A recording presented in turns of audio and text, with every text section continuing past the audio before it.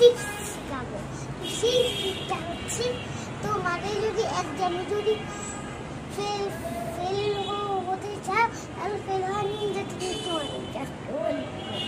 তাই জন্য তোমাদেরকে মানুষের যেখানে গল্প করি তোমরা সেখানে বসে বসে গল্প করবে বা একটু পাঠতে যাবে বা বাড়িতে বসে বসে দেখবে পড়াশোনা ছাড়া বা তোমরা গেমস খেলবে।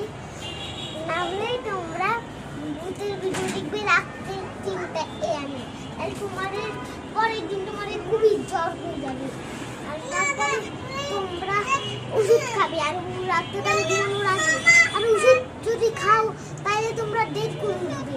তো এই দেরি করে উঠলে তোমাদের এক্সাম দেওয়া লাগবে না। তো